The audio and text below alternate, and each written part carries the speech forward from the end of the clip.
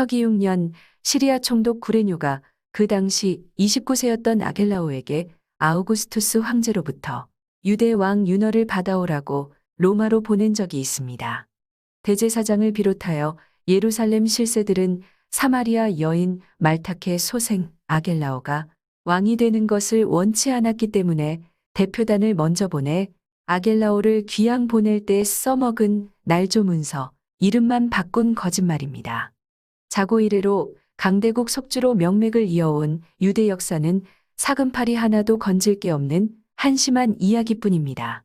서기 70년 예루살렘 멸망 이후에도 유대인들이 작심하고 쏘아올린 거짓말 불꽃놀이가 지중해 밤하늘을 형형색색 물들게 했습니다. 거짓말 불꽃놀이 중심에는 바울과 신원을 알 수 없는 신약 성경 작가들, 그리고 이사야서 53장이 있었습니다.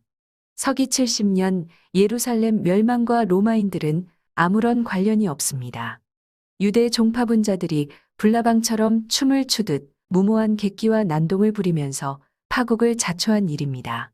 시리아의 셀레우코스 왕조 멸망 직전 정권 다툼이 극심했을 때 하스모니아 사람들이 어부지리로 왕권을 장악한 전력이 있었음을 우리는 알고 있습니다.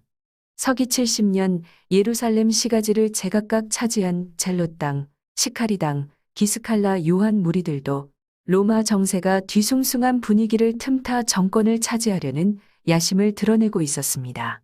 서기 64년부터 로마 황제 네로는 이스나마나한 존재였습니다. 국정도 돌보지 않고 놀기만 하다가 측근들로부터 외면을 당했습니다. 그렇게 되니까 변방의 사령관들이 황제가 되려고 기회를 노리고 있었습니다. 제일 먼저 도전장을 낸 이스파니아 총독 갈바를 로마 원로원은 국가의 적으로 규정했습니다. 하지만 근위대 대장을 비롯하여 병사들이 더 이상 황제를 지켜주지 않으려고 했기 때문에 겁에 질린 네로가 서기 68년 6월 9일 로마 인근 은신처에서 스스로 목숨을 끊었습니다. 네로가 죽고 갈바가 로마에 와서 제위에 올랐습니다. 두 번째로 도전장을 낸 사람은 이베리아 반도 중서부에 있는 루시타니아 속주 총독 오토였습니다.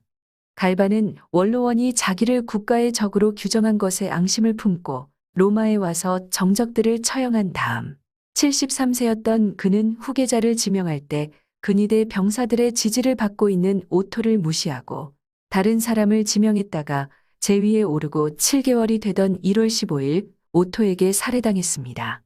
세 번째로 도전장을 낸 사람은 도나우 군단사령관 베스파시아누스였습니다. 로마 제국에서 중요한 방위 사령부는 라인과 도나우 강 일대 그리고 시리아와 팔레스타인 지역이었습니다. 동부 전선 책임자는 4개 군단을 거느린 시리아 총독 무키아누스였고 도나우 사령관이었던 베스파시아누스는 3개 군단을 거느리고 있었습니다. 서기 67년 2월 베스파시아누스가 3개 군단을 안디옥에 주둔시키고 부하 몇 명만 데리고 시리아 총독 무키아누스를 찾아갔습니다. 출신 성분이 낮은 베스파시아누스는 젊은 시절 클라우디우스 황제의 3인방이었던 나르키소스, 눈에 들어 로마군 지휘관이 되었습니다. 브리타니아 침공에 참가해서 선봉대장으로 20개가 넘는 도시를 점령했을 때 무키아누스는 이름이 알려지지 않은 하급 장교였습니다.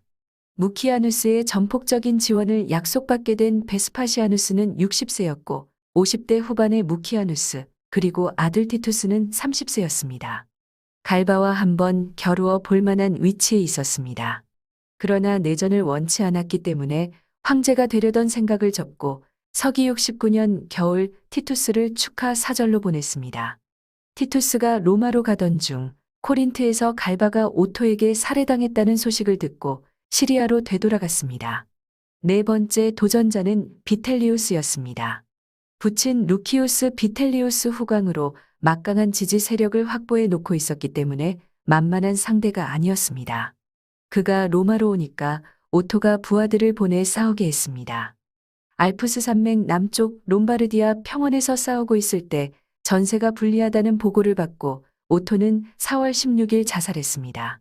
제위에 오르고 3개월 만의 일이었습니다. 원로원이 비텔리우스를 황제로 추대했습니다. 그런데도 두어 달이 지난 6월 말경에야 수도 로마에 왔습니다. 베스파시아누스 눈치를 보다가 조용하니까 안심하고 로마에 와서 제위에 올랐습니다. 비텔리우스는 날마다 파티를 열고 호사스러운 생활을 하면서 네로 때문에 파탄난 황실재정을 더욱 어렵게 만들었습니다. 그 때문에 황제 옹립의 1등 공신이었던 카이키나 불신을 사게 되면서 비텔리우스를 따르던 장병들도 등을 돌리기 시작했습니다. 로마 정세를 주시하던 티투스와 무키아누스가 서기 69년 7월 1일 베스파시아누스를 황제로 이미 추대한 바 있었고, 베스파시아누스는 이집트 알렉산드리아에 가 있었습니다. 무키아누스가 비텔리우스와 싸우려고 안디옥의 세계 군단을 이끌고 로마로 향했습니다. 이탈리아 북부 롬바르디아 평원에서 10월 24일 전투가 벌어졌을 때 비텔리우스 쪽 병사들이 투항하거나 도망가는 바람에 싱겁게 끝났습니다. 이때 훗날 황제 베스파시아누스 근위대장이 된 유대인 알렉산더와 요세푸스, 그리고 또 다른 유대인들도 참전했습니다. 로마에 있던 비텔리우스는 전세가 불리하자 제위에서 물러나겠다고 말했습니다. 그러자 근위대와 로마 시민이 황궁으로 몰려가서 황제를 결박하고 거리로 끌고 다니면서 조롱하다가 살해하고 시신을 테벨에 강해버렸습니다. 12월 21일 원로원은 만장일치로 베스파시아누스를 새 황제로 추대했습니다. 그런데도 베스파시아누스는 이집트에서 오지 않고 10달이 지난 서기 70년 10월에 로마에 왔습니다. 그 10달 동안 무키아누스는 수도 로마의 치안을 안정시키면서 이탈리아 북부 갈리아 주민들이 입은 피해를 원로원 의원들 돈으로 보상하게 했습니다. 그곳 비텔리우스 지지 세력을 포섭하기 위한 배려였습니다. 무키아누스는 신분이 낮은 베스파시아누스의 권력을 확고히 다지기 위해 원로원을 소집하고 황제법을 통과시켰습니다. 이처럼 내란을 진압하고 갈리아 반란을 사전에 차단한 무키아누스는 자신의 정과를 내세우지 않았습니다. 베스파시아누스는 이집트에 있으면서 바닥난 황실 재정 복구에 주력했습니다. 그곳 황실 소유 토지 일부를 팔고 유대와 그리스 부자들 협조를 구했습니다. 이때 유대인 필로와 황실 농장 책임자였던 알렉산더 부친의 역할이 컸습니다. 이처럼 베스파시아누스는 이집트에 있으면서 재정 확보에 주력하는 동안 티투스는 강대국 파르티아 공격에 대비하고 있었습니다. 티투스는 클라우디우스 생전에 유대왕 칭호를 받은 아그린바이세와도 각별한 사이였습니다. 그의 여동생 버니게와는 연인 사이였습니다. 서기 68년 네로 황제가 자살하기 이전부터 예루살렘의 유대인들은 덩달아 소요를 일으키고 있었습니다. 서기 37년 제위에 오른 칼리굴라는 예루살렘에 총독을 보내면서 헤롯의 손자 아그리빠에게도 유대 왕 칭호를 주고 빌립이 죽고 공석중이 유대 북부 지역으로 가라고 했습니다. 아그리빠는 빌립의 땅으로 가지 않고 예루살렘에 있다가 서기 41년 1월 칼리굴라가 근위대장에게 죽임을 당하고 제위에 오른 클라우디우스로부터 명실상부한 유대 왕 칭호를 받았습니다. 51세가 돼서야 소원을 성취하게 된 아그리빠는 예루살렘의 지지 세력과 호위무사가 없는데도 대관식을 하겠다고 서둘렀습니다. 아그리빠가 왕이 되는 것을 원치 않았던 사제들이 협조를 하는 척하면서 이상한 말을 했습니다. 대제사장으로부터 기름 부음을 받아야 백성의 환영을 받을 수 있습니다. 그 말을 고지곳대로 믿고 아그리빠는 서기 41년 6월절 대관식장에서 대제사장이 나타나기를 기다리고 있었습니다. 요란스럽게 치장한 예복을 입고 나타난 대제사장이 히브리어로 된 두루마리 신명기 17장을 주면서 읽으라고 했습니다. 아그리빠가 더듬더듬 읽기 시작했습니다. 우리 위에 왕을 세우리라는 뜻이 나거든 반드시 여호와의 택하신 자를 내 위에 왕으로 세울 것이며 타국인을 내 위에 세우지 말 것이며, 아그리빠는 이두메 출신 헤롯의 직계라서 왕이 될 수 없다는 내용이었습니다. 사람들이 우우하면서 야유를 보냈습니다. 아그리빠가 어찌할 바를 몰라 쩔쩔매고 있을 때 바리새파 최고 지도자 가말리엘이 무대에 뛰어올라가 아그리빠를 부둥켜 안고 말했습니다. 걱정하지 마시오, 아그리빠. 당신은 우리의 형제여. 아무렴 우리의 형제이지. 그렇게 말한 다음 호위무사를 자청했습니다. 그 후 바리새인들은 아그리빠를 돕는 척하면서 국정을 좌지우지했습니다. 국법을 바리새파 율법으로 바꾸고 국명도 바꾸기까지 했습니다.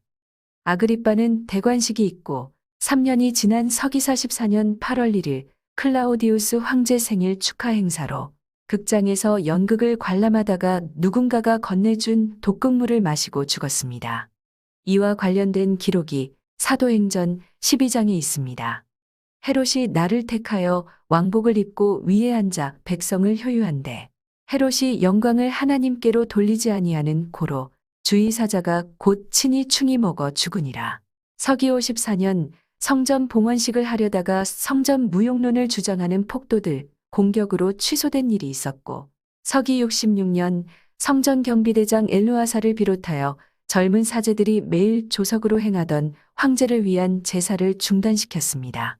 이 제사는 황제의 권위를 상징하는 독수기 깃발이나 석상 대신 황제에게 충성을 맹세하는 의미를 내포하고 있었습니다. 시온산 중턱 하스몬 궁궐에서 번제단을 감시하던 헤롯의 증손녀 버니게가 이 사실을 빌립의 땅에 있던 아그리빠 2세에게 알렸습니다. 아그리빠 2세가 달려와서 제사를 중단하면 황제의 분노를 사게 될 것이고 선전포고를 하는 것과 마찬가지라면서 계속하라고 말했지만 엘루아살은 들은 척도 하지 않았습니다. 인두세 문제로 말썽을 피운 무리도 있었습니다. 인두세는 야훼께 드리는 11조를 황제가 도적질하는 행위라면서 단도를 숨기고 다니는 시카리당이 위협을 가하곤 했습니다. 시카리당 협박이 무서워서 인두세 징수업자들이 경합에 나서지 않았습니다. 인두세는 세금 청부업자들이 경합을 벌여 견적서를 제출하고 낙찰자는 전액을 총독에게 선납한 다음 세리들이 가가호호 방문하면서 거두어들였습니다. 거금을 선납하고 푼돈을 모아들이는 방식이라서 속주마다 세금 청부업자에게 뒷돈을 대주는 사채업자들도 있었습니다. 경합에 나서는 세금 청부업자가 없어서 인두세를 징수할 수 없게 되니까 서기 64년 폴로루스 총독이 사내들인 의원들에게 대납을 요구하고 성전금고에서 17달란트를 가져갔습니다. 총독 요구를 거절할 수 없어서 대납한 의원들은 원성을 사지 않으려고 총독이 빼앗아갔다고 둘러대니까 총독 복장을 한 거지광대가 시가지를 돌아다니면서 총독을 조롱했습니다. 화가 난 총독이 안토니오스의 병력을 가이사라로 철수시키고 시리아 총독에게 잦은 귀국을 통보한 다음 로마로 가버렸습니다. 그렇게 되니까 예루살렘은 무법천지가 되고 말았습니다. 인두세 거부를 용납할 수 없었던 시리아 총독 갈루스가 10월 중순경 소규모 병력을 이끌고 예루살렘으로 가던 중 전염병 괴질로 병석에 눕게 되었습니다. 빌립의 땅에 있던 아그리빠 2세가 달려가서 자기가 책임지고 예루살렘 사태를 해결하겠다고 말하니까 갈루스는 시리아로 되돌아갔습니다. 서기 67년 1월 갈루스가 죽고 수석 참모였던 무키아누스가 시리아 총독과 로마 군단 지휘권을 계승했습니다. 2월 베스파시아누스가 시리아에 왔기 때문에 무키아누스는 예루살렘과 팔레스타인 지역 소요에 신경 쓸 여유가 없었습니다. 예루살렘에서는 아그리빠의 호위무사를 자청했던 바리새인들이 젊은 사제로 구성된 젤로 땅과의 투쟁에서 패하고 지방으로 뿔뿔이 흩어졌습니다. 요하난 아들 자카이는 야브네로 갔고 요세푸스는 갈릴리 지역 요타파타에 있으면서 로마 정세를 관망하다가 베스파시아누스를 찾아가서 충성을 맹세했습니다. 예루살렘에서는 경비대장 엘루아살과 대제사장 마띠아스가 싸우고 있었습니다. 성전을 장악한 엘루아살이 갈릴리 지역 기스칼라 요한 무리를 예루살렘으로 불러들였습니다. 요한은 개선장군처럼 위세를 떨었습니다. 성전도 제 집 드나들듯 하려고 했습니다. 그 꼴을 못마땅하게 생각한 엘루아살이 요한을 불러들인 것을 후회하면서 성전 출입을 못하게 청동으로 된 니카노르 문을 안에서 잠갔습니다. 그렇게 되니까 자기가 갇힌 꼴이 되었습니다. 그러나 지하 통로가 있어서 생활하는 데는 아무런 문제가 없었습니다. 대제사장 마띠아스도 세 아들을 마사다 요새에 보내 시카리당 시몬을 오라고 했습니다. 시몬도 예루살렘에 와서 개선 장군처럼 행세를 하면서 시가지에 철공소를 차려놓고 칼과 창을 만들기 시작했습니다. 예루살렘은 말썽스러운 패거리들이 나누어 가진 꼴이 되고 말았습니다. 엘루아살은 사제의 뜰과 본당 건물을, 기스칼라 요한은 안토니오세와 오벨산 지역을, 시카리당 시몬은 시온산과 시가지를 차지했습니다. 알렉산드리아에 있던 베스파시아누스가 로마에 가서 제위에 오른 다음 티투스가 로마로 갈 준비를 하고 있었습니다. 아그리빠 2세가 티투스를 찾아가서 예루살렘 패거리들을 쫓아내 달라고 부탁했습니다. 8월 8일 티투스가 예루살렘에 도착하니까 대제사장 마띠아스가 성 안에 있는 세 아들이 시카리당 시몬과 함께 젤로 땅과 기스칼라 요한을 물리치기 위한 모종의 일을 꾸미고 있다면서 기다려 달라고 말했습니다. 마띠아스 말이 무색하게 시몬이 마띠아스의 세 아들을 성벽 위에 세우고 소리쳤습니다. 마띠아스, 사악한 로마의 개들에게 자식들을 살려달라고 애원해 보거라. 그러면서 한 사람씩 성벽 밑으로 떨어뜨려 죽였습니다. 그 모습을 보고 있던 티투스가 공격 명령을 내림과 동시에 투석기에서 쏘아올린 돌이 성 안으로 날라들었습니다. 공격이 시작되니까 질에 겁을 먹은 엘루아살이 성소와 지성소 사이 휘장에 불을 지르고 지하 통로를 따라 예루살렘을 빠져나갔습니다. 본당과 부속 건물이 화염에 휩싸이면서 예루살렘 성전은 잿더미로 변했습니다. 기스칼라 요한과 시카리당 시몬 패거리는 변변한 무기도 없는 오합지졸이었습니다. 시몬은 죽임을 당했고 기스칼라 요한은 티투스가 노예로 삼으려고 로마로 데리고 갔습니다. 로마군 투포환에 미천한 농부의 아들 예수도 맞아 죽었습니다. 미천한 농부의 아들 예수는 서기 62년 성전봉헌식 때 다음과 같이 말했습니다. 화 있을 진저 예루살렘아, 동쪽에서 들려오는 한 목소리, 서쪽에서 들려오는 한 목소리, 사방에서 들려오는 한 목소리가 있으니 이는 예루살렘과 성전을 대적하는 소리여, 신랑과 신부를 대적하는 소리여, 온 백성을 대적하는 목소리니라. 사람들은 봉헌식 준비를 하다가 폭도들에 의하여 행사가 취소된 서기 54년 사건을 떠올렸습니다. 종파분자들 자중질환으로 유대가 멸망한다는 경고성 메시지로 이해하는 사람은 없었습니다. 밤낮을 가리지 않고 되풀이하니까 화가 난 사람들이 사내들인에 고발했습니다. 사내들인 법정에서도 똑같은 말을 하니까 알비누스 총독에게 고발했습니다. 총독은 미치광이 취급하면서 방면했습니다. 서기 70년 로마군 투포환이 쏟아지는 가운데 예수가 이것 보란 듯이 춤을 추면서 화 있을 진저 하다가 돌에 맞아 죽었습니다. 지금까지 이야기는 요세푸스의 유대 전쟁사와 유대 고대사에서 발췌하여 엮은 겁니다. 요세푸스는 서기 75년부터 팔레스타인 지방 사투리 아람어로 유대 전쟁사를 쓰기 시작해서 42세가 되던 서기 79년에 완성했습니다. 라틴어로 쓴 유대 고대사는 서기 93년에 완성했습니다. 요세푸스가 전하는 자료는 유일무이한 것들로 가득합니다. 그의 기록이 보존되지 않았다면 유대교와 기독교 태동기에 대한 정보는 모호한 채로 남을 뻔했습니다. 하나님 나라에 대한 사두개파, 바리새파, 에세네파, 열심당, 사대 종파의 관점도 요세푸스가 차별화했습니다. 사두개파는 하나님 나라에 대한 무관심, 에세네파는 묵시적 도래, 바리새파는 율법 준수를 통한 촉진, 젤롯당은 항쟁과 쟁취였습니다. 요세푸스는 에세네파 관점을 가장 이상적인 것처럼 묘사하면서도 나사렛 예수를 어디에도 연관시키지 않았습니다. 어디에도 소속되지 않았다면 그것은 새로운 대한 문명 세계였다고 봐야 합니다.